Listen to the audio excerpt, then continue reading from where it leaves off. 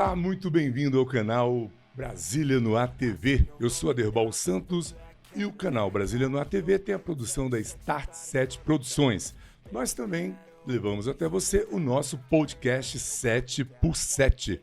Nosso canal tem a intenção de levar até vocês pessoas que fazem e faz Brasília acontecer. Hoje eu estou tendo prazer de receber em nossos estúdios Renata de Aguiar. Tudo bem, Renata?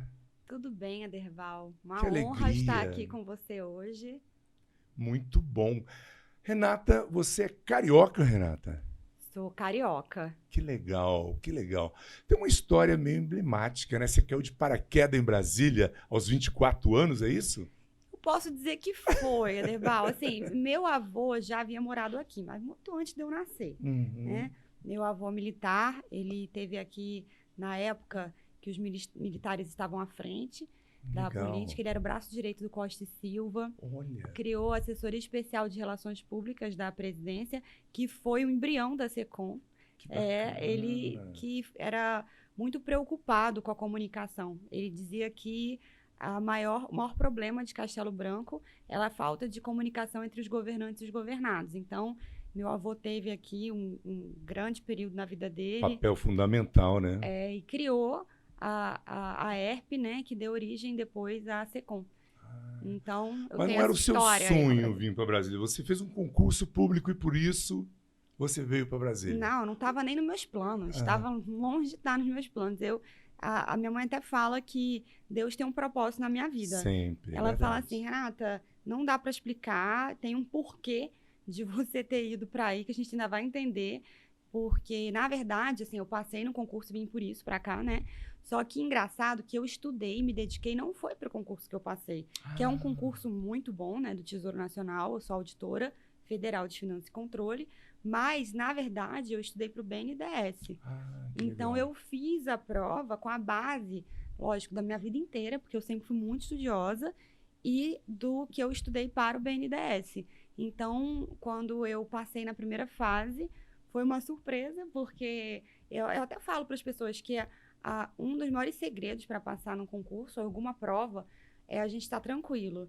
Porque o verdade. fato de eu não estar com tanta expectativa em relação àquela prova, eu estava tão tranquila, Tira o peso, né, Renata? tira o peso, que as respostas vêm, sabe? Uhum. Eu falo que foi até o contrário da minha prova do BNDES, que eu também fui bem, fiquei em 20º pouquinho, mas essa, como eu não estava com expectativa, tudo que eu sabia e não sabia eu acertava. Olha Porque que bacana. vinha, eu lembrava de coisa da escola, eu lembrava das informações todas que eu Olha tinha aí, ó, visto. tá Foi aí uma a coisa- dica da Renata. Isso é uma dica fundamental. Você que vai prestar concurso público, ela veio fazer para um no Foi. BNDES, fez o outro, foi fazer tranquila. É uma ótima dica, viu, Renata?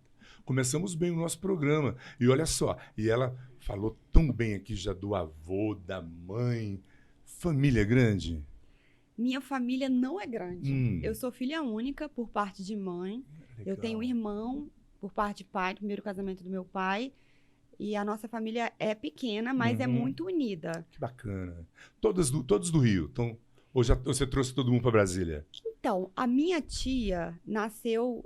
na verdade, o meu avô, quando veio para cá, ele trouxe todos os filhos, meu pai inclusive, né? E aí a minha tia ficou aqui, minha tia mora aqui, mas ela fica em Ponte Aérea, Rio-Brasília, para ver minha avó, que minha avó tem 96 anos. Olha que legal. Então, minha tia fica muito tempo lá, mas ela continuou aqui. Desde que nessa época que meu avô morou aqui em Brasília, né, com os filhos, minha tia ficou. Que bacana. E você falou do avô, o escritor Ele é o também. escritor, Que também. Quantos livros? Eu acho que eu recebi até uma capa de um livro numa foto, achei muito interessante. Já tá disponível esse livro? Como é que é? Minha avó fala que eu puxei o dom do meu avô de escrever.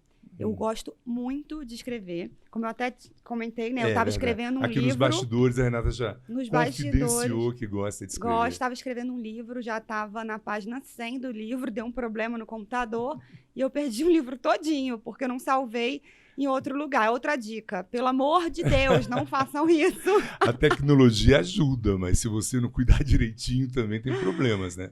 Então, o meu avô, ele escreveu alguns livros, um de comunicação Quem Não Se Comunica Não Se Explica, a Histórias de um Presidente, a Revolução por Dentro, AI-5, A Verdade Tem Duas Faces, e escreveu mais um, na verdade, que ele estava escrevendo e quando ele faleceu, mas o livro está todo escrito. E então seriam 5 livros. Que bacana. E esses títulos nós vamos colocar na descrição desse vídeo, caso você tenha a curiosidade de encontrá-los e ler. É importante, os títulos são muito fortes, né? São fortes. Inclusive teve A Revolução por Dentro, que eu relancei em 2017. Porque, assim, o meu avô, ele sempre foi muito apaixonado pela profissão. Ele é um patriota, tanto que quando ele criou a ERP, ele que foi responsável por várias campanhas de amor à pátria. E quando ele lançou esse livro, o propósito era com a verdade, né? Ele tinha um compromisso com a verdade. Então, ele relatou os bastidores do movimento de 64, ele viveu, ele era um major na época na ECM, que foi a caixa de ressonância das ideias do movimento de 64, e foi um livro bastante polêmico, tanto que ele não foi promovido general por conta desse livro. E então, quando o livro foi lançado, em 74, 10 anos depois, né, do fatídico ano de 64, os livros eles sumiram do mercado. E algumas pessoas ainda tinham, né? E quando eu descobri a história, eu li o livro, um livro muito forte. Inclusive, meu esposo, ele ficou até com medo que eu relançasse, porque é um livro muito forte. E aí eu pedi até para... Peguei umas amigas minhas que eu tenho, que a gente sabe que estamos vivendo num momento polarizado, né? É verdade. Então, eu pedi para uma amiga minha que é bem do outro extremo da extrema direita, da esquerda, né? Em relação ao livro, pedi para que ela lesse, para ver o grau de animosidade que poderia gerar aquilo. É verdade. E aí foi interessante que ela falou assim: Renata, eu estou impressionada, porque como ele conta exatamente como aconteceu, e ela é da região norte, ela falou que o que chegou para ela era totalmente diferente do que estava relatado ali. Que por mais que ela tivesse, lógico, né, a ideologia dela e tal, foi muito interessante para ela ver a riqueza dos detalhes e entender como ocorreu. Entendi. E então, a panela de pressão que estava o país. Então, é um livro que eu relancei com o objetivo de dar vida a história que meu avô se propôs a escrever e a enfrentar, porque não são todos que enfrentam a verdade. Muitas vezes a gente fica com medo da verdade. Eu herdei isso do meu avô, né? Recentemente eu tive até problemas com isso, perseguições políticas mesmo, eu posso dizer, porque um compromisso que eu tenho é com a verdade. Doa o que doer. Fundamental, né? Fundamental. Então, isso é uma coisa que eu herdei do meu avô. Eu tenho uma admiração muito grande pela história dele, porque por mais que ele fosse apaixonado pela profissão dele enquanto militar, ele colocou acima disso a verdade e não foi promovido general por causa deste livro, de contar livro. A história na íntegra do que aconteceu. Quer dizer que era um militar e uma pessoa além do seu tempo, porque já era um comunicador e contar uma história que seria tão importante para nós. É muito importante para o nosso país. E nosso país é sedento, né, de informação. Tem gente que não gosta de saber, igual você falou muito bem. Tem gente que prefere ouvir as meias-verdades e se acalentar com ela do que ver os fatos, né? Eu sou uma pessoa do diálogo. Eu aprendi com meu avô também. Porque quando... Eu perdi meu avô, eu tinha 10 anos. Mas eu aprendi muito dele porque ele deixou escrito. Então, eu acho que é por isso que eu também quero escrever um livro, porque a gente consegue passar para gerações e deixar, da gente. E deixar para a história, para o legado, contando tudo que aconteceu, né? Tem uma frase dele que é muito interessante, que ele fala assim, que hoje, isso na época dele, né? Isso que ele escreveu foi em 64. Ele escreveu... Você não tinha nem nascido. Não, ele escreve assim, que naquela época já, as pessoas não tinham direito de se contradizer. E que isso deveria ser de direito de todos. Por quê? Muitas vezes, aliás, todas as vezes, a gente não tem todas as informações. É verdade. Primeiro que a verdade absoluta não existe. Eu tenho minha verdade, você tem a sua verdade, de acordo com o meu referencial e você de acordo com o seu. Mas sempre a gente não tem todas as informações dos fatos. E quando a gente passa a ter mais informações, é natural que a gente possa mudar de opinião. É verdade. E quando a gente muda de opinião, a gente é muito criticado. E hoje a gente vê isso também. Então, eu aprendi com meu avô esse direito. E eu tenho esse direito. Eu me sinto dona desse direito. Então, muitas vezes, quando eu estou em um diálogo, eu não tenho o menor problema em eu mudar de opinião. Claro. Quando alguém me traz informações que eu não tinha, e eu acredito que aquele argumento é válido, eu mudo de opinião. E isso a gente não vê. As pessoas, o que elas fazem? Elas tampam os ouvidos, elas sentem como se alguma opinião fosse propriedade delas e que qualquer coisa diferente daquilo as agride. Ofende, Machuca. Então, elas precisam defender aquilo ali sem ouvir o que está em volta. E isso é muito ruim. As pessoas precisam se abrir para o diálogo. E você está falando de uma coisa atualíssima. Está acontecendo na nossa imprensa, nos nossos meios de comunicação, está acontecendo muito isso. As pessoas não estudam o caso, já pré-julgam, julgam, condenam, já dão sentença. Não é isso? Mas me fala uma coisa. E o nome do vovô? Você falou tão bem dele, contou uma história tão linda. Como é que é o nome do seu avô? Hernani da Guiar. Hernani da Guiar. Meu avô, meu pai, meu irmão, meu bisavô, todos Hernani da Guiar. Que bacana. Uhum. Legal. Agora vamos para o lado de Renata. Renata é economista.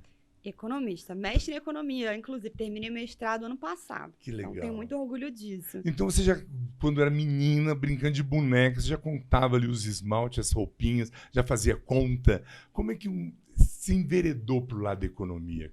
Qual foi o start? Tudo meu é muito complexo, né? Uhum. As minhas decisões sempre foram levadas pelo destino.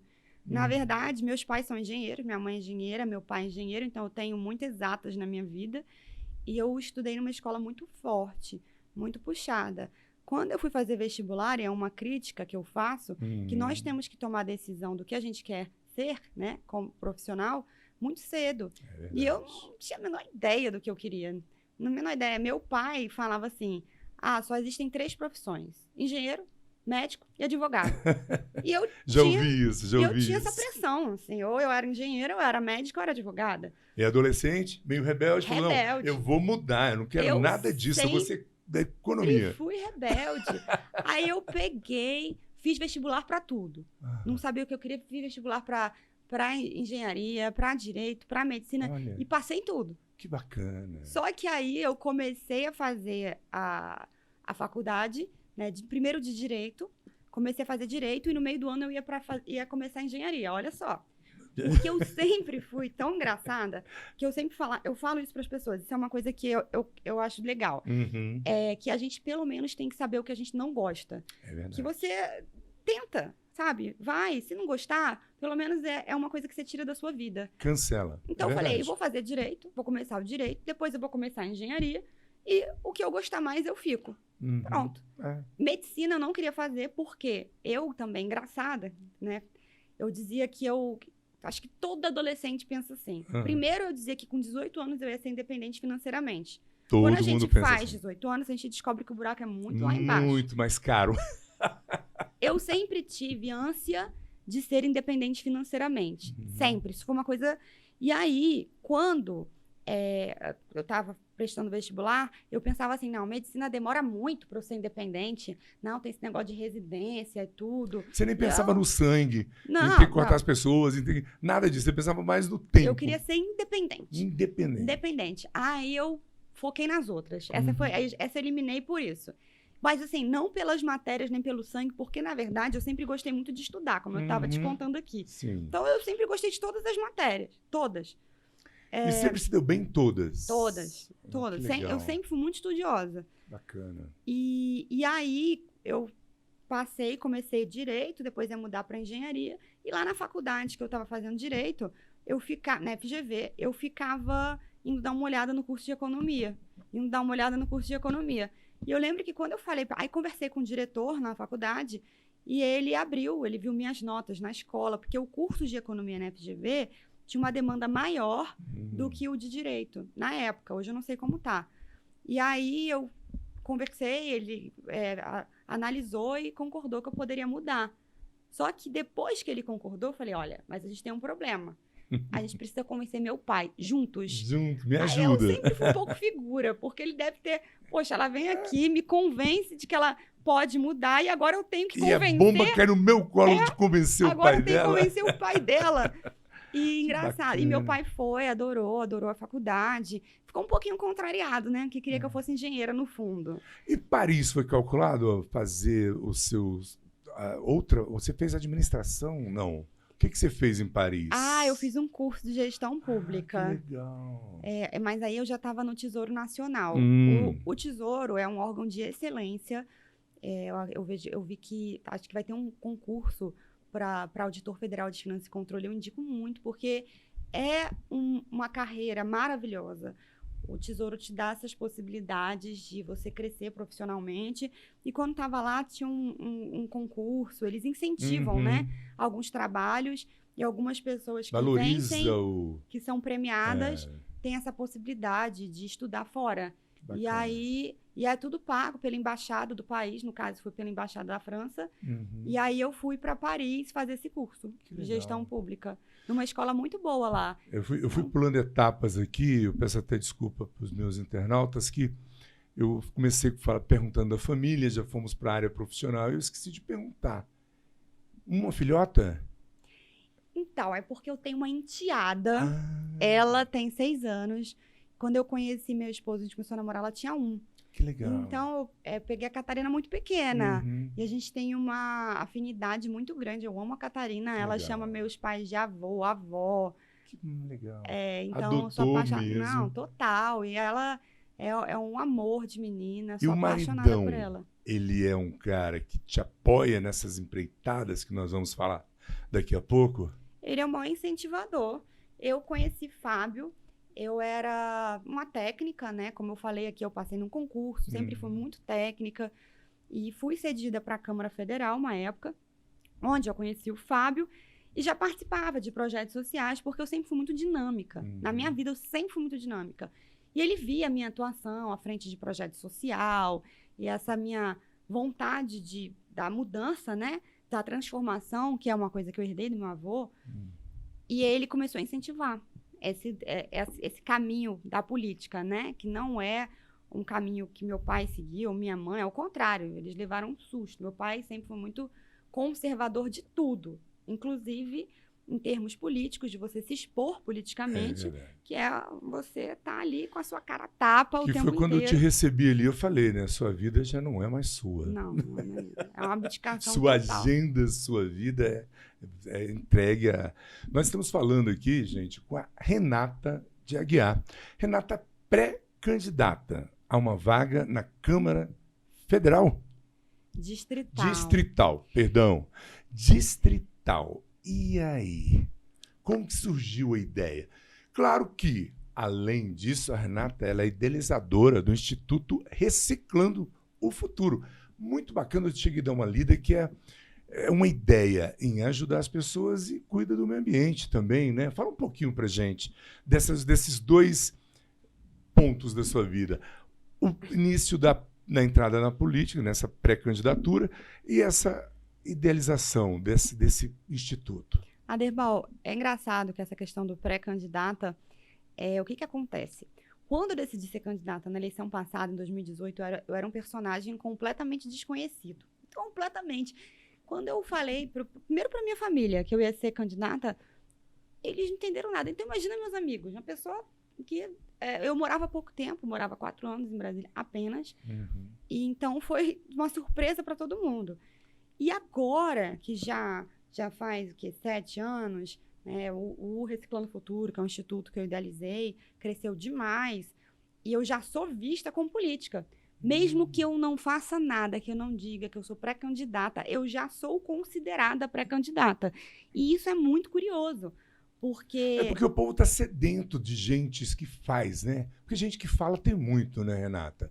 E você idealizou um negócio que é fantástico. Basta ler o enunciado do Instituto, que você está preocupado ali não só com o meio ambiente, mas está preocupado com pessoas, não é isso?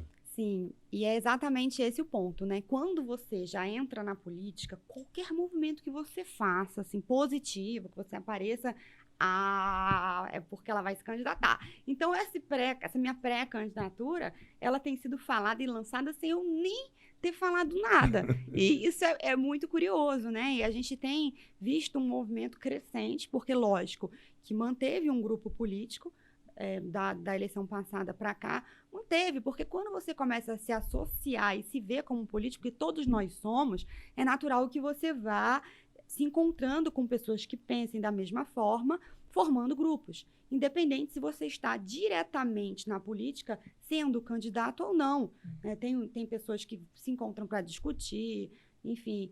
Então, assim, a gente manteve um grupo muito próximo, você cria laços muito fortes, porque vira uma família, é muito intenso. Então, a gente manteve um grupo e várias pessoas foram chegando nesse movimento de Renata pré-candidata a uma coisa que vai crescendo e que é maior que eu. É verdade. E, assim, o Reciclando Futuro, eu sempre falei que se hoje eu fosse decidir, por isso que eu falo que a gente escolhe cedo a nossa profissão. Se hoje você falar assim, se você tivesse 18 anos e fosse escolher agora um vestibular e sua profissão, o que você seria? Eu queria ter feito psicologia, alguma coisa nessa linha, porque eu amo pessoas. Que bacana. Amo. Eu gosto da mente humana, eu tenho uma paixão por me colocar no lugar do outro. Então, o que acontece?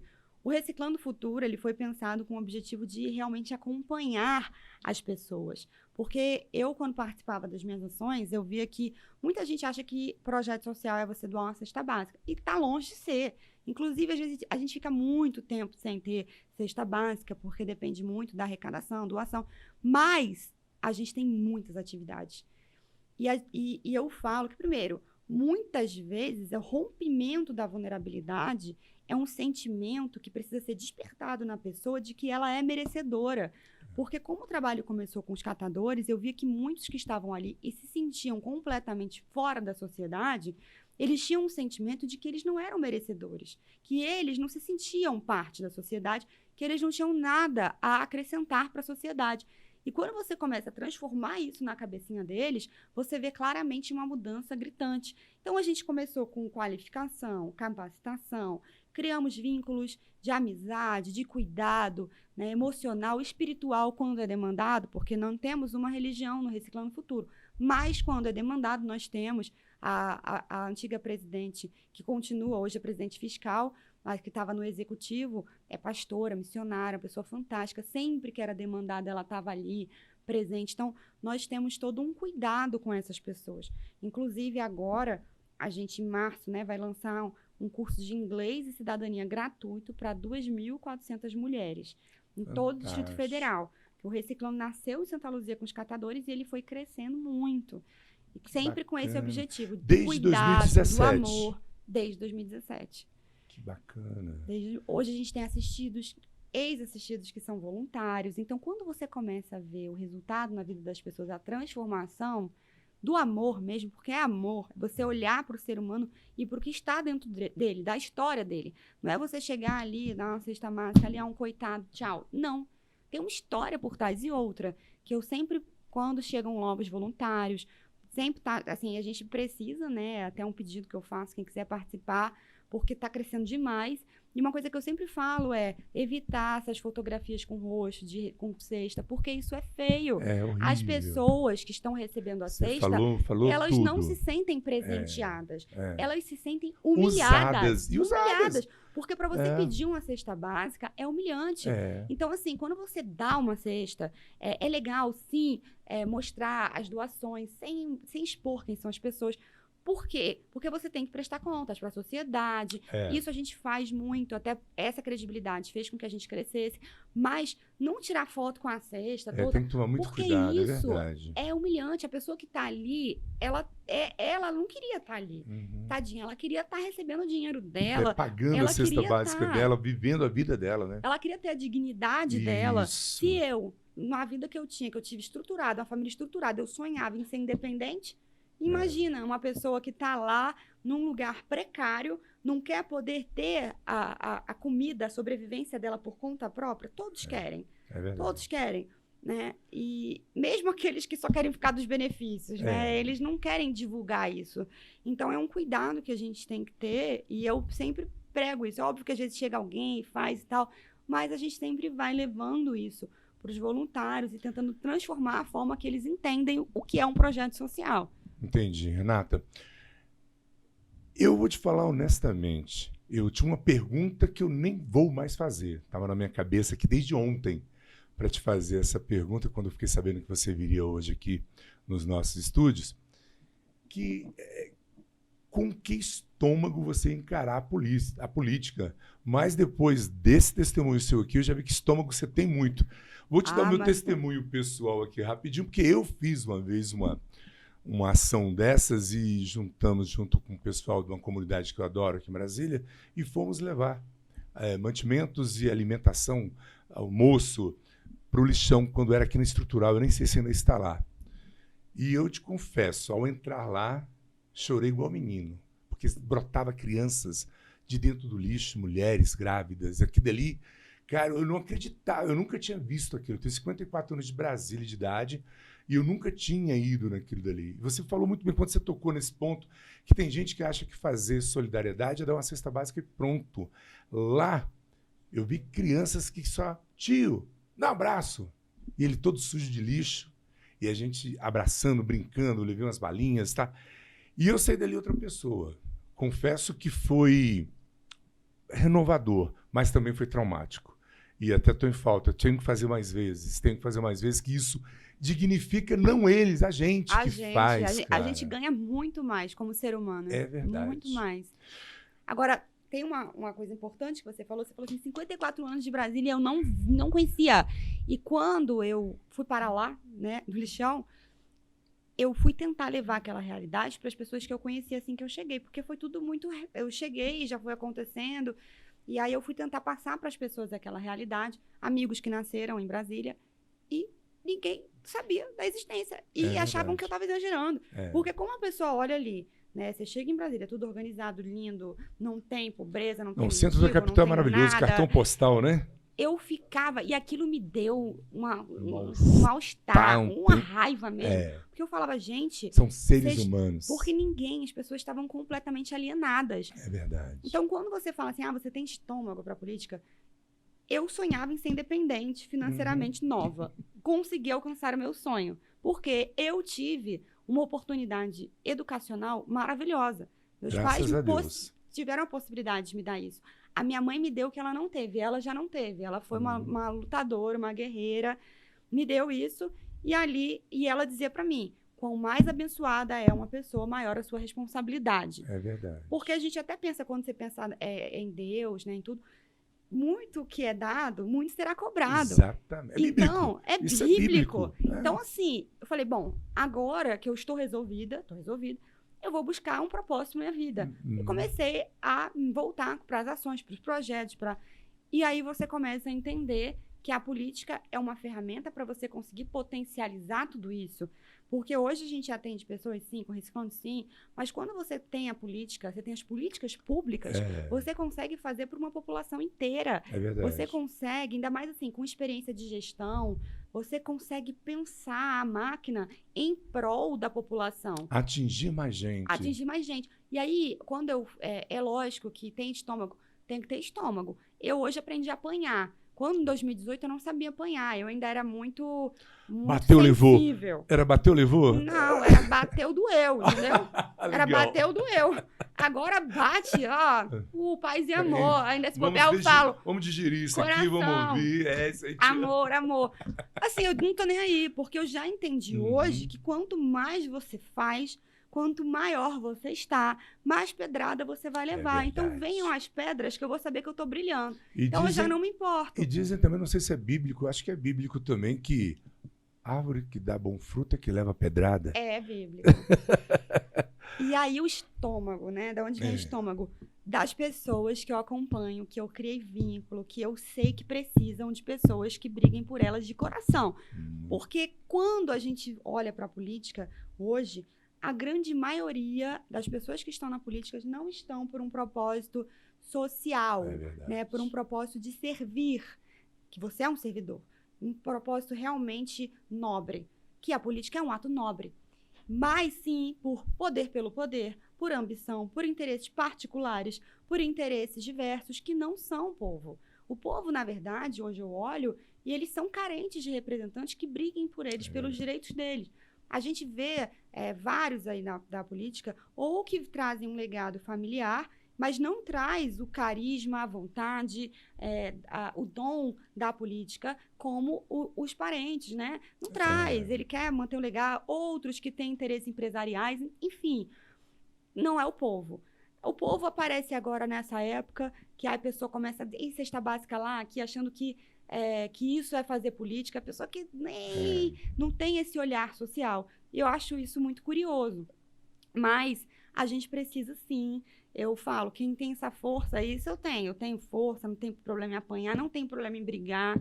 Quando eu tô convicta de um assunto, eu vou para cima, sou muito leve, né? Mas assim, é muito delicadinha, mas não pisa no meu pé, não. Sou muito do diálogo, eu gosto de ouvir, eu sou ponderada, eu escuto, eu analiso, mas quando eu vejo uma injustiça, para mim, e pode fazer comigo não tem problema, mas quando faz com alguém que eu sinta que a pessoa está sendo injustiçada, aí eu viro um dragão, sabe? Aí dói mais em você do que na pessoa, comigo, né? não, porque eu não me importo, minha vida tá tranquila, eu tô bem, tenho minha estabilidade, tudo foi maravilhoso para mim.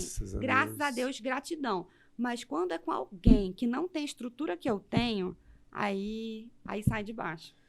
A gente vai preparar para ir para o próximo bloco. Eu quero aqui agradecer a Renata e quero você prepare para você dar os contatos do Instituto Reciclando Futuro. Alguém que ouvir e quiser ajudar, ou trabalhar, ou doar, ou até alguém que esteja precisando, procurar lá o Instituto Reciclando, porque a ideia é maravilhosa. E agora eu quero agradecer, falando em ajudar, eu quero agradecer mais um parceiro do nosso podcast 7x7, ao Prime Seguros.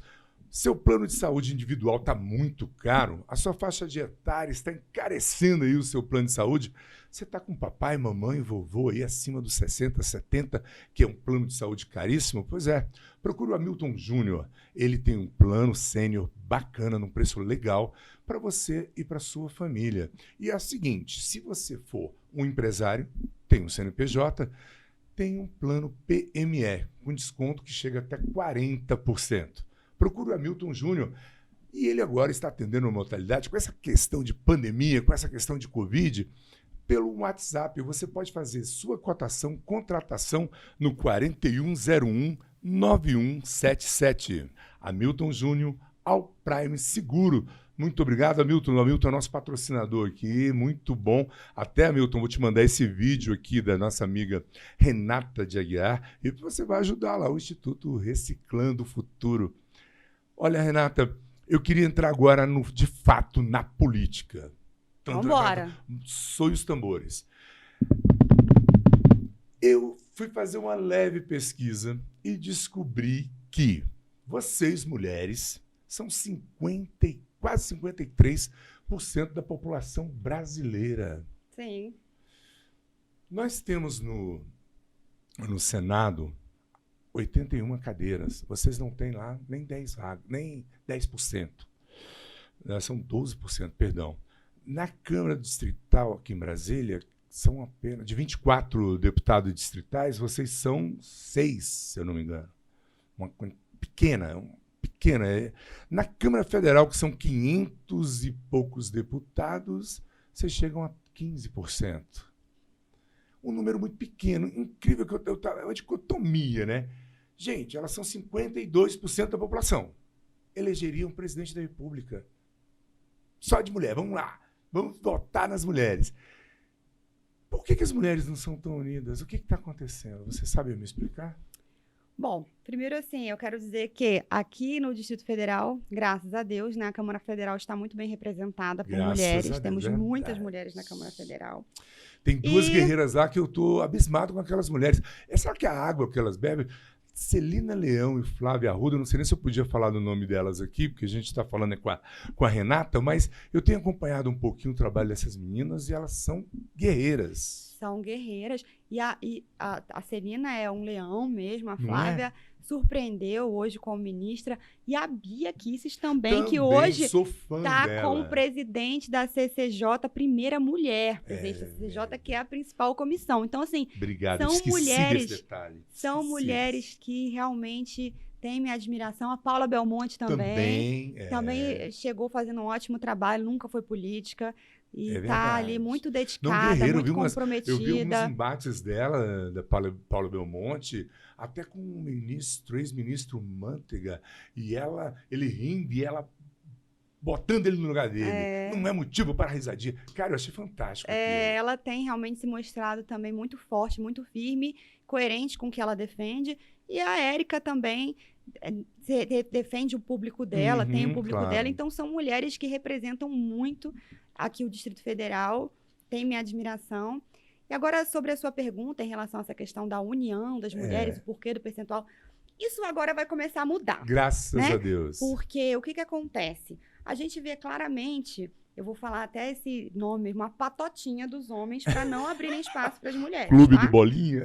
Não é fácil entrar nesse meio, é uma patotinha. A política mesmo. É machista, né? É muito machista. Muito. Eu concordo. Quando eu sou homem e concordo. Quando tem uma mulher e um homem falando a mesma coisa... O cara quer calar a mulher. Não, eles vão escutar o homem. Se a mulher chega falando uma coisa, o homem chega falando a mesma coisa. É verdade. É isso aí. Aí você fica, ué, eu falei também, sabe? Então, assim, é muito curioso. Mas isso é uma... Falei e não fui ouvida? O que está acontecendo? Vou dar um cotonete de presente para você me ouvir. Faz parte do processo. Toda evolução é assim. A gente está evoluindo. E agora, com as novas regras eleitorais, está muito interessante porque os homens estão sentindo isso. Porque agora que os candidatos reduziram muito, o percentual de mulheres continua. E aí, o que acontece? Mulher sem voto atrapalha uma nominata. Atrapalha. Então, a política agora precisa de mulher com voto. E o que vai ser dos homens que não incentivaram as mulheres na política, não deram suporte, apoio? E aí eu falo que isso vem muito de uma política partidária, porque eu fui candidata na última eleição e como presidente do Mulheres Progressistas, que foi o partido que eu fui candidata, eu tinha ali uma relação muito forte com as mulheres que foram candidatas. E aí, quando acabou assim, a eleição, até no ano passado, com o processo, né, a prestação de contas e tudo, eu vi que elas ficaram muito fragilizadas, porque não teve um suporte do advogado. Tiveram várias mulheres que tiveram problema, que estão com um problema sério. E são mulheres Algumas sérias. Desistiram, né? E são mulheres sérias. Então, quando você entra num processo político, você precisa ter muito suporte, porque não é barato. As pessoas, é democrático. Não é. Por quê? Porque se você não tem, de fato, um suporte de advogado, de contador, você fica na mão.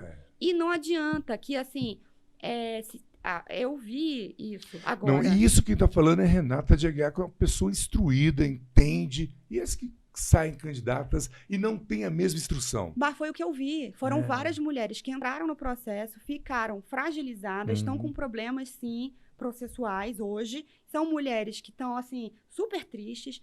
Algumas tiveram depressão por isso. Aí eu me pergunto, isso é um incentivo para a mulher vir para a política? Você acha que hoje elas querem ser candidatas? Não querem. Porque elas que têm um trabalho, que são reconhecidas, vão querer se enfiar num processo que é custoso, porque, sinceramente, quem vai para a política achando que vai ganhar dinheiro não ganha nada. Eu ganho a mesma coisa. Eu, como deputada e na minha profissão, eu ganho a mesma coisa. Não muda. Então, assim...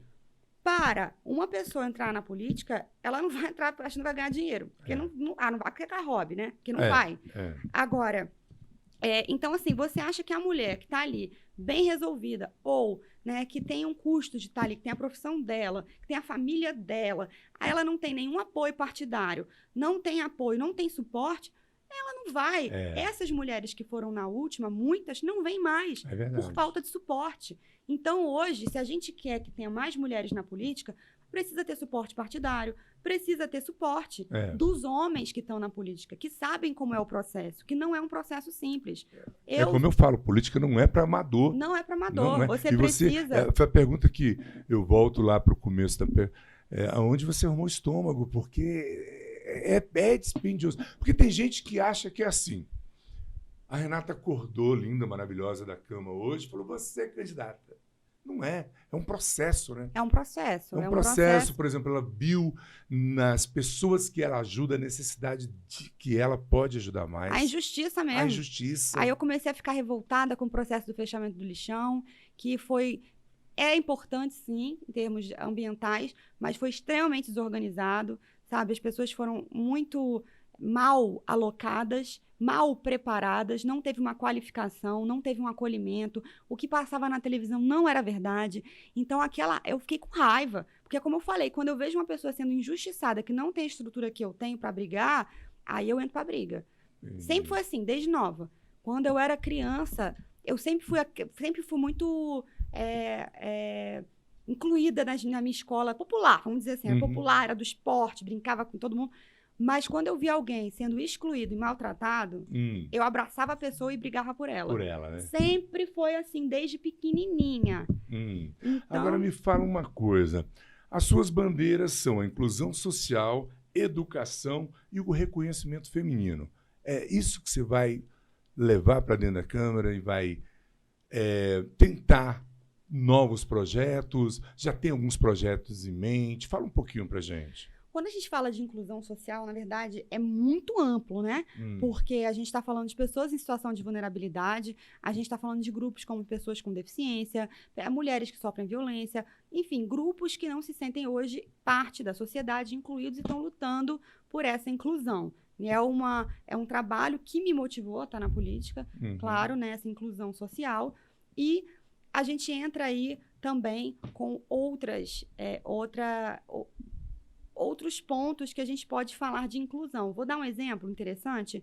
Eu fui procurada por um pessoal ligado à música, muito bacana, jovens, porque eu tenho um grupo de jovens muito grande, que estão pensando realmente em ter um espaço, em pensar a política pública. Porque o jovem hoje não está dentro da política. Não tem tanto jovem engajado e não está dentro da política ali, ajudando a formatar políticas públicas. Então, a gente tem um grupo jovem, e um jovem ligado à música me procurou, muito interessante, falando uma questão da escola de música, dela estar ali no plano e não estar em vários outros lugares do Distrito Federal. E a gente sabe que Ceilândia, por exemplo, é muito voltada para a cultura. E eu fiquei assim, poxa, isso é inclusão. Então, quando a gente fala da inclusão social, a gente está falando de vários outros segmentos que também remetem à inclusão social. Então, eu falei, não, isso aí é importantíssimo. Com certeza. Eu fiz piano. E o piano foi importante para mim, para minha mente. A música, então, a né? música é importante. E aí, quando ele falou isso, eu achei interessante em pensar que vários segmentos abrangem a inclusão. E Não aí, perde seu raciocínio. O que chegou a notícia para mim aqui, acabaram de doar bicicletas Rian Maia. Qual para o projeto? Você está sabendo de alguma coisa? Como assim? Agora, na live? Na live, doaram. Quem doou? O Olha aí, ó. O Rian Maia. Rian. O Rian. Aqui nessa lancha. Não, peraí que eu tô emocionada, que eu vou chorar até. O que acontece? Eu estava aqui falando com a Derbal, Rian Maia, que tá aí assistindo na live, que eu acabei de saber que me está ao vivo. Eu tava falando de você aqui com a Derbal, que eu vou fazer aqui, né? A gente quer estruturar um podcast do Rian Maia. Por quê? Rian, eu tenho uma admiração por você enorme. Como eu sou muito ligada à educação e eu incentivo a qualificação das pessoas, e acredito que para a gente romper a vulnerabilidade, a educação é fundamental. O Rian é uma inspiração para toda criança e todo jovem. O Rian, com seus 10 anos de idade, é escritor. Ele já faz parte da Academia Brasileira de Letras. Olha que bacana. É o membro mais novo. Ele escreveu o primeiro livro com 6 anos, com várias mensagens por trás. Não é um livro bobo. Prodígio. Parece bobo. Assim, parece que é infantil. Quando você pega o livro para ler... Mas com 6 anos? Com 6 anos. E eu te digo uma. Numa das primeiras páginas do livro, Rian dá nome aos super-heróis. E aí ele fala, sabe por que eu dei nome aos super-heróis? Porque hoje, se você não tem um título, você não é ninguém. Olha só, que E ele tem 10 anos. Então, assim... como eu estava falando, nós vamos ter um podcast do Rian Maia em breve, porque você precisa ser uma inspiração para o Distrito Federal. Ele é de Ceilândia, tá? Ele é daqui. Um menino que eu tenho certeza que vai ter um futuro brilhante. Até brinquei com ele, porque fora do país, outros países dão muito valor. Ele é superdotado. Então, assim, os outros países investem em pessoas como o Rian, que são talentos, que são prodígios, que amanhã vão ser grandes profissionais que vão gerar uma renda para o país. Com certeza. E aí ele já tem propostas de ir para os Estados Unidos fazer faculdade. Lá eles valorizam muito o Brasil. E o Brasil? O que Precisamos faz com esses de profissionais? políticos como você para mudar a legislação e incentivar essas pessoas para ficarem aqui. Aproveita, começando pelo Distrito Federal, começando aqui com o Rian Maia. Incentivar ele a ficar aqui.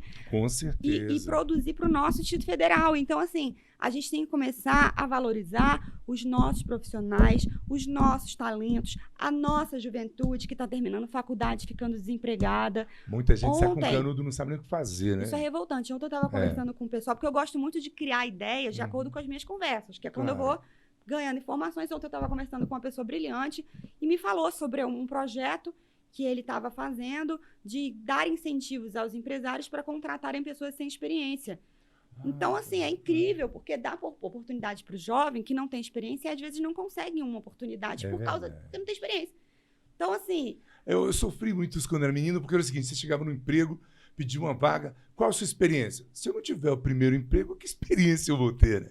E é uma máxima que acompanha todas essas gerações. Agora, eu quero que você fale com seus internautas ali, que é a Miúcha, né?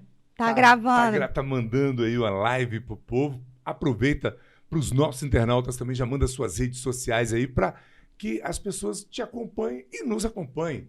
Sim, eu quero agradecer a todos que estão aí na live. Eu não estou vendo os comentários, porque tá na mãozinha da Miúcha o celular. Primeiramente, agradecer Rian Maia pela doação da bicicleta e falar para todos também, divulgar aqui que ele é um empreendedor, além de tudo. Tá? Tem o Din-Din do Rian, que vocês podem encontrar na Feira do Guará. A hamburgueria também. Então, que todos provem, porque esse menino merece. Vou comer esse negócio, eu adoro hambúrguer. Se o governo não está incentivando os superdotados, incentivemos nós. Claro. Então, vamos lá comprar nas empresas de Rian Maia, fazer esse menino querer ficar aqui no Distrito Federal, ganhar muito dinheiro aqui desde já. E não ficar no Brasil. E ficar no Brasil para conseguir ajudar a gente a desenvolver esse país. Quem sabe ele é um futuro presidente da República aí. Porque ele é brilhante. E aí, eu quero também agora falar para todos que estão nos ouvindo e vão nos ouvir para seguirem lá, me acompanharem, @RenataDaguiarDF. Isso é no Instagram. No Instagram, no Facebook, eu consegui o mesmo legal. Renata Daguiar DF. Legal. E o Reciclando o Futuro, que é a minha inspiração, né? reciclandofuturo.com.br, o site que fala muito da história, de tudo, tem lá. E o Instagram, @reciclando_, aquele tracinho embaixo, futuro. Isso tudo, todas essas informações vai estar aqui na descrição deste vídeo. Você não pode perder. Entra lá, acompanha a Renata, olha o Reciclando do Futuro. Cara, que bacana, que ideia maravilhosa. Eu quero agradecer de coração também o Rian Maia. Fantástica a sua atitude, viu, Rian? Seja muito bem-vindo. A casa que é sua, a Renata já é nossa sócia. Então venha para cá, vamos gravar com você, vamos deixar você fazer o seu podcast aqui junto com a Renata, vamos conversar. Fantástica a sua atitude, viu? Quero ter o prazer de te conhecer pessoalmente, Ian. Renata, e aí nós estávamos falando das suas bandeiras, né? Mulher, como eu falei, social. a gente precisa. E agora, com a nova lei, os homens que não apoiaram as mulheres durante todos esses anos dentro da política, lei vai ter que fazer isso. Na política partidária, eles vão precisar agora, porque senão as nominatas dele vão ficar, Então, precisa mulher com voto. 30%, é isso?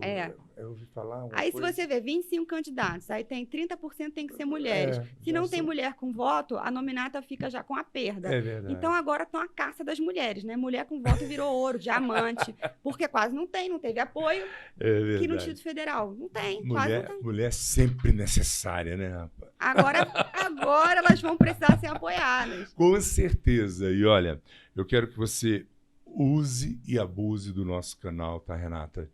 A hora que você precisar, que você tiver mais novidades.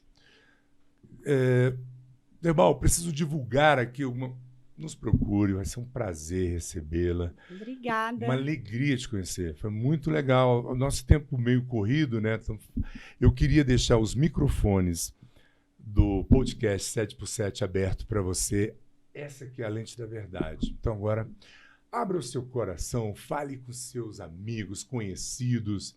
Eu acho que não está podendo fazer campanha, você é pré-candidata, mas dê o seu recado, faça o seu convite aí. Quem quiser conhecer o Reciclando, onde que fica? Você já deu as redes sociais, né? Tem prédio fixo, tem o espaço onde a pessoa pode conhecer. A sede do Reciclando fica na Asa Sul 102/103, no meio de uma pracinha. Legal. Um lugar lindo. Lá a gente atende pessoas com deficiência visual também. Inclusive, a gente vai ter uma feira de tecnologia assistiva, onde eles vão estar mostrando aí como que é a impressora que imprime em braille, computador que fala. Vai ser agora, dia 18 e 19, essa feira. Né? Essa semana também a gente vai ter na Estrutural, que a gente tem também um polo lá. Aliás, no dia 19, a gente vai estar tendo a volta às aulas do Reciclando Futuro, onde vão ter exames de vista para crianças, porque a gente incentiva a redução da evasão escolar e a gente entende que várias crianças acabam não conseguindo acompanhar as aulas porque não tem dinheiro para fazer um óculos. E a gente conseguiu também uma doação de 100 óculos armação, tudo direitinho com a Ótica Summer, que eu quero agradecer muito lá no Guará. Então, por favor, vocês que gostam de ajudar, comprem na Ótica Summer, porque eu incentivo a compra de empresas solidárias. Então, a gente conseguiu essa ajuda. E a gente está combinando com o Rian também. Nesse dia, a gente vai ter din-din do Rian para as crianças. Então, vai ser dia 19, na Estrutural. Quem quiser estar presente, entra nas redes, manda mensagem para a gente, para estar acompanhando lá em Santa Luzia essa ação. Essa semana, no Polo do Sol Nascente, que a gente também tem lá no 33 do Sol Nascente, nós vamos estar com umas advogadas que são nossas parceiras. Cecília Queiroz, que é maravilhosa, vai estar levando palestras e atendimentos sobre direitos trabalhistas para aqueles que têm problema, não têm condição ou têm problema com a defensoria, com a burocracia, enfim. Ela vai estar lá. Também vamos ter a advogada Luciana, que vai estar fazendo atendimentos, tudo gratuito, de violência contra a mulher. E também a advogada Nayara, falando sobre previdência, também ajudando e assistindo os nossos assistidos.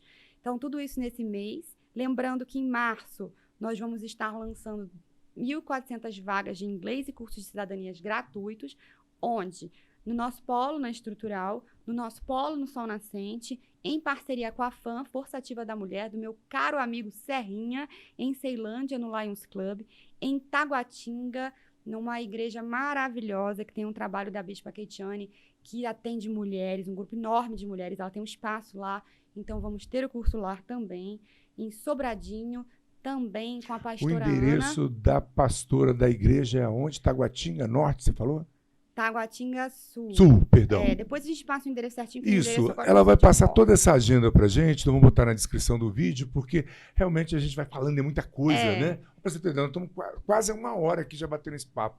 O tempo voa, né? São Sebastião também, que a gente também está inaugurando um espaço nosso lá, bem grande, inclusive, em parceria com o ex-campeão aí de judô, Tranquiline. Que bacana. É bem grande lá, vai ser um espaço maravilhoso. Então, lá também vai ter esse curso. E Taguatinga eu já falei. Bom, são esses. Se eu esqueci algum, depois eu passo. Vocês vêm no site. Entrou na rede social, @, Renata. @Renata da Guiar DF. As inscrições vão começar na semana que vem e também em março vamos começar as nossas atividades físicas. Essas atividades vêm de nossa primeira emenda do deputado Júlio César, que eu quero agradecer muito, o deputado que acredita no Reciclando Futuro. E vamos começar com aulas de dança, artes marciais e funcional para os idosos, ali na Asa Sul, onde tem muitos idosos. E aí eu falo que a inclusão social é um trabalho que não tem classe social. Não idade, nem cor, nem nada. A violência contra a pessoa idosa aumentou muito também, não só contra a mulher. E também vai ter no Sol Nascente. Então, eu fiz um resumo das nossas ações do próximo mês, para vocês verem o quanto o Reciclando está crescendo, o quanto a gente precisa de voluntários. Vocês que gostam de trabalhar com criança, tem espaço. Com idosos, tem espaço. Pessoa com deficiência, tem espaço. Terminamos agora um curso de Braille e em breve teremos um de Libras. Então, tem espaço para você que gosta de trabalhar com qualquer tipo de público que precisa do nosso apoio. Que quer se doar e que quer aprender. Se inscreva nos cursos. Se inscreva nos cursos. Tudo gratuito? Tudo gratuito. E como é que você dá conta?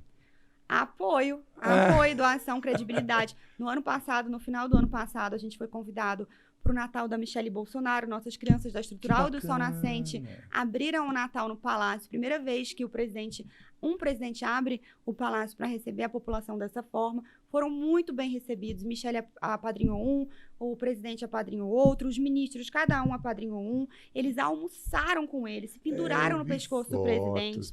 Muito legal, cara. Isso tudo é credibilidade, transparência. Por muito tempo, quando alguém se comprometia a fazer alguma coisa e não honrava, a gente honrava. Podia ser o que fosse, custasse, dava um jeito, se virava, a gente honrava, porque a credibilidade é o mais importante. Se a gente dá a palavra e cria expectativa, você vende com o seu, mas não deixe de cumprir sua palavra, porque palavra é o que a gente tem na política, isso eu aprendi. Uma pessoa sem palavra na política não é nada.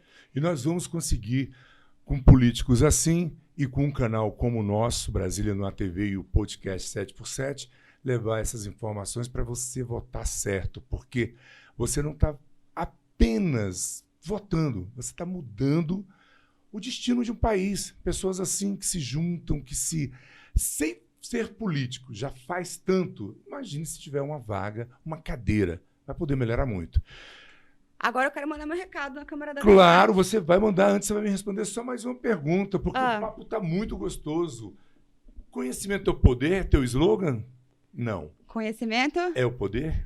É um bom slogan que você me deu aí, porque eu gostei, porque é o que eu acredito. Conhecimento é o poder. Eu acredito que a verdade, o conhecimento liberta. É verdade. Quando eu falo de qualificação, de educação, eu quero libertar as pessoas. Porque quando você tem conhecimento, você consegue ter senso crítico, inclusive para questionar as coisas que você lê por aí. É verdade. Né? A gente vê muita fake news, muita coisa que, quando a pessoa não consegue ter esse discernimento, ela é levada por uma manipulação, uma massa de manobra. E às vezes eu tenho a sensação que o grande interesse da grande maioria dos políticos é esse. Porque quando você deixa a população ignorante, né, não digo burra, ignorante mesmo, sem informação, sem conhecimento, você está ali criando uma massa de manobra que você leva para onde quer. E isso é muito sério. Então, assim, a gente precisa dar conhecimento, que conhecimento é o poder para a pessoa conseguir ter discernimento para saber, de fato, o que é certo, o que é errado, o que é melhor, o que é pior. Então, o conhecimento é o poder. E levando esse conhecimento, a gente vai conseguir baixar essa taxa que é altíssima de abstenções e votos brancos e nulos em Brasília. Eu acho um absurdo a pessoa não ir votar ou ir lá votar e branco e nulo.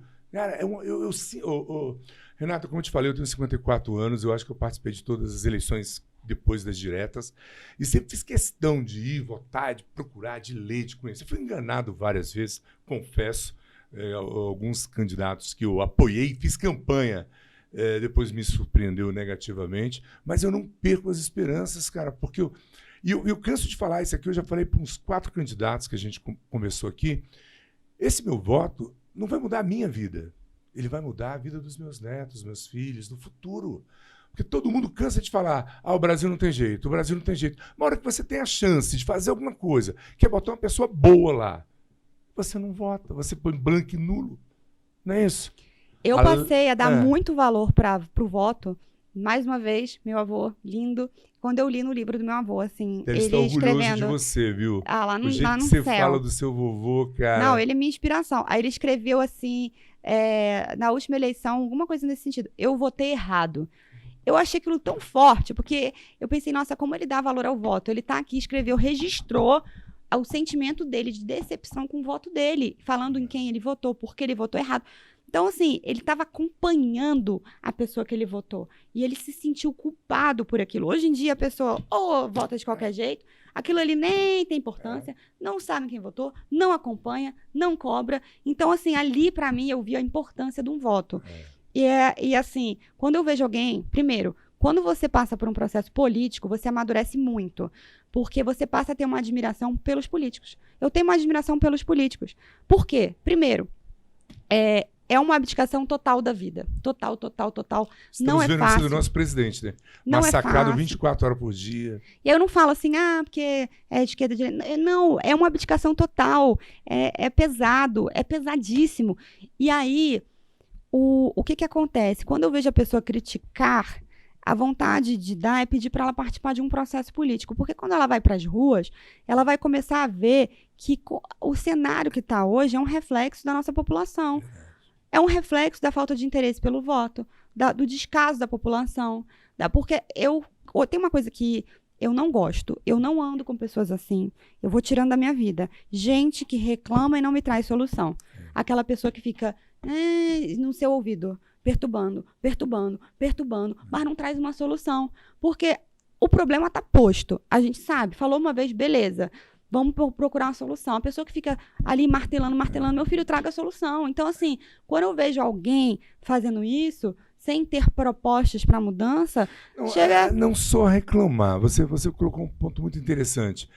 A questão é, a pessoa não se põe à disposição para fazer e fica reclamando de você que faz. Não se põe à disposição, não se põe, reclama. E aí eu falo, poxa, no mínimo, participa do processo, sabe?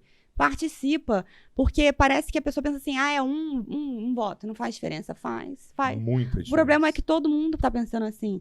Então, lá atrás, nessa época do meu avô, eu tenho certeza que a forma como ele escreveu era geral, era da época dele, era daquela geração. Aquela geração tinha uma preocupação em realmente votar certo, né, em acompanhar o processo. Então, é um apelo que eu faço para a população hoje, sabe? Para acompanhar. E se acha tão ruim, participa de um processo político. Seja candidato. E vai entender que é total reflexo da população. Infelizmente, as pessoas, quando votam, elas votam pensando em si, não no coletivo. Tem uma cidade aqui no DF, que eu costumo falar muito com eles, né, com os assistidos mesmo. Eu falo, olha, vocês precisam votar pensando no coletivo, não em si, individual.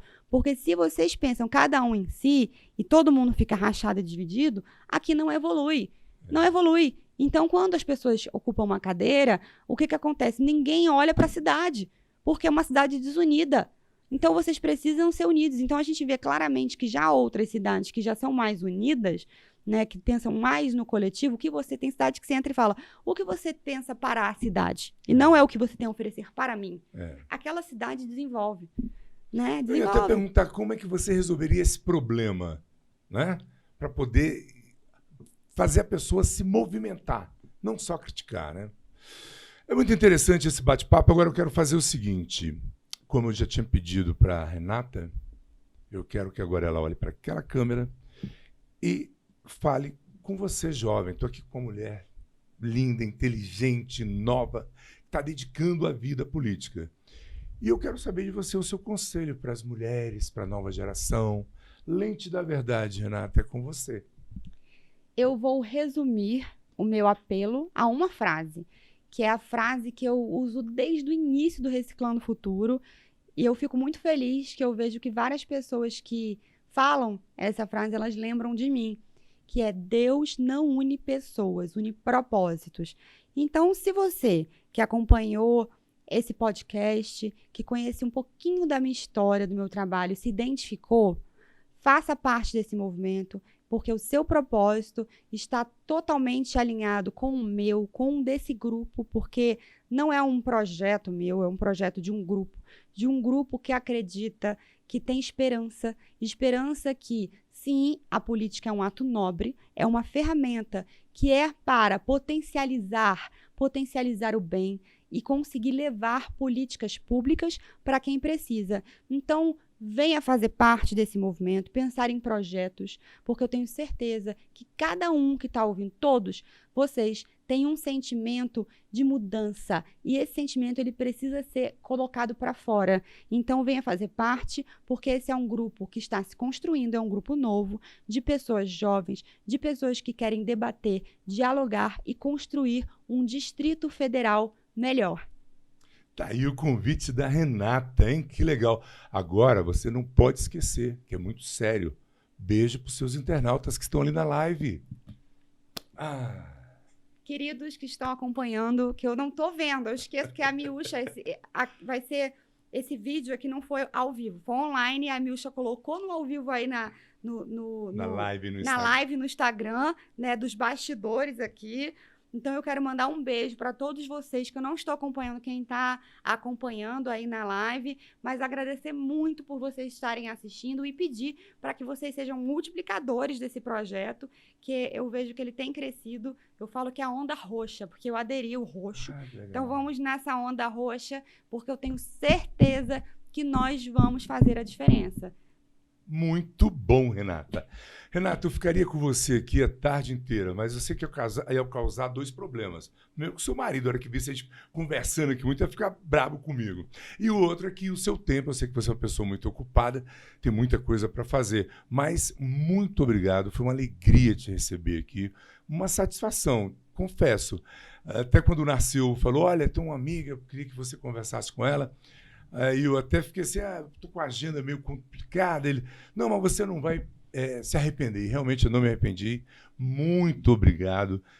Use e abuse aqui da Star 7 Produções, do nosso canal Brasília no ATV, do podcast 7x7. O que você precisar. Estou esperando você mais vezes aqui com o Rian, ou para parceria, ou para a gente fazer um podcast nós três, ou para você usar esse espaço que você que está em casa, que precisa fazer um podcast, também pode usar o nosso espaço. Venha para cá. Se você quer ser um parceiro, quer ser um patrocinador do nosso programa, venha conversar com a gente. Foi um prazer maravilhoso estar com você. Hora do almoço. Tenho certeza que você vai assistir esse vídeo com muita atenção. Vai ler na descrição desse canal todas as informações da Renata. Vai entrar na página dela. E não esqueça, entrou? Dê o seu like, compartilhe, leve essas informações para mais gente. Vamos disseminar isso aqui é uma ideia muito boa. O Reciclando o Futuro é uma ideia maravilhosa. E você pode levar isso para outras pessoas. Pode ser um doador, pode ser um voluntário. Você pode ajudar de diversas formas. Conte sempre com a gente da Star 7 Produções. Não se esqueça de se inscrever nos nossos canais. Renato, é um absurdo. O pessoal entra lá, assiste os vídeos e não se inscreve. Tem aquele sininho, toca no sininho lá para você, toda vez que a gente trouxer pessoas como a Renata, você ficar sabendo e você nos acompanhar. Até a próxima, se assim Deus permitir. Tchau.